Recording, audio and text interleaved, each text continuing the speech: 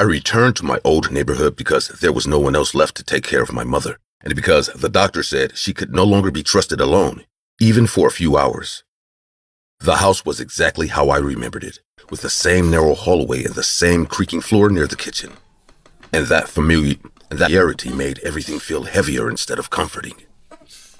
My mother looked at me like I was a guest who had overstayed his welcome, and every time I explained who I was, she nodded politely and then asked me again minutes later.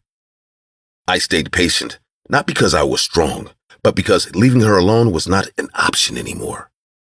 The neighborhood hadn't changed. The same houses, the same fences, the same people who had watched me grow up. That should have felt safe, but it didn't. It felt frozen, like nothing had moved forward while I was gone. The house next door belonged to the Sandlers. They had been close friends with my mother for years, always visiting, always laughing. Now their house was dark, silent, and closed off. That silence pressed against me as soon as the sun went down. During the day, I tried to settle into a routine with my mother, cooking, cleaning, and reminding her to take her pills while she drifted in and out of awareness. She asked about Mr. Sandler more than once, and every time she did, her voice lowered, like she was afraid of being overheard. At night, before anything happened, I would sit awake in my room, listening carefully to the sounds of the street, trying to convince myself that nothing bad would happen if I stayed alert. I did not turn on music or television because I needed to hear everything. The first scream came suddenly and without warning, sharp enough to make my stomach tighten instantly. It was a woman's voice, loud and desperate, calling out my name again and again, her words breaking apart as she cried. Michael, please stop! You're hurting me! I stood up, heart racing, trying to understand what I was hearing. Arguments happened everywhere. I told myself the fear in her voice felt real, uncontrolled and raw. That night, the scream stopped after several minutes, leaving behind a silence that felt just as wrong. The next night, I prepared myself in advance, sitting on the edge of my bed with my phone in my hand, telling myself that if it started again, I would call the police. I kept repeating that plan in my head, but my hands were already shaking before anything happened. Before the screaming began, there was a long stretch of silence from the Sandler's house, so complete that it felt like pressure building inside my ears. I focused on my breathing, counting slowly, trying not to panic. Then the yelling exploded through the walls, louder than before, filled with anger and hatred. Mr. Sandler's voice was deep and furious, spitting insults with no hesitation. You can't do anything right. You ruin everything you touch. Even God sees how useless you are.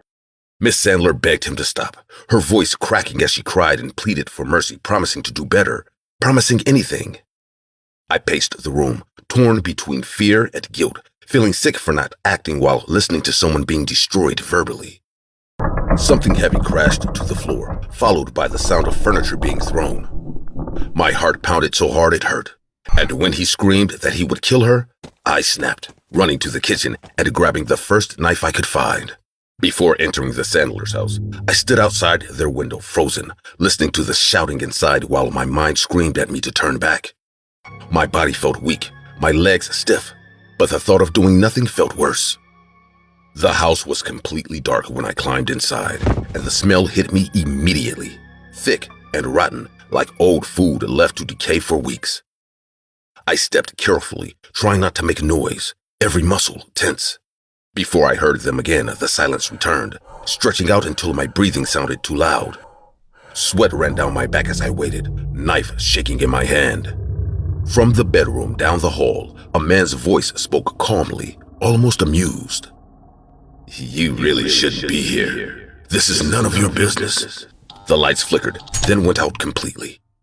Objects began falling around me, chairs tipping over, plates smashing against the floor, while the screams returned in full force, replaying the same argument word for word, as if the house itself was repeating it. I ran through the house, opening doors, searching desperately for Miss Sandler, my chest tight and my vision blurry with panic. Every room was empty, covered in overturned furniture and signs of chaos, but no people. The voices followed me, always just ahead, growing louder, more intense, until I reached the bedroom where the argument sounded strongest. When I opened the door, the room was empty, clean in a way that felt wrong.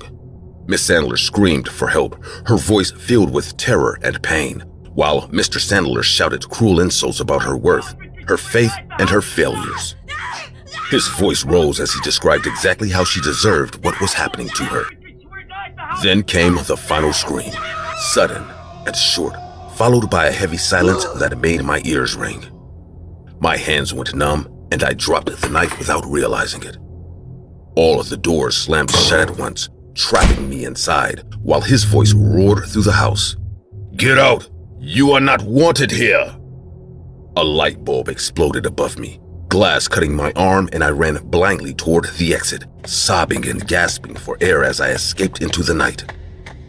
I didn't sleep for days after that, barely eating, barely speaking, replaying every sound in my head.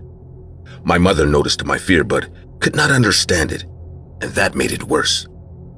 When I finally asked a neighbor about the Sandlers, she looked at me with shock and pity. She told me how Mr. Sandler had stabbed his wife during a breakdown, screaming about demons and punishment before taking his own life. I listened to this terrifying story without knowing that the worst was yet to come. When I asked when this happened, my neighbor's answer left me speechless. In a few weeks, it will be 3 years since the day it happened. I will never leave my mother alone again, not even for a short walk, because I know what ignoring fear can do. The Sandler's house remains empty, but at night, I still hear faint sounds coming from inside, repeating the same argument over and over.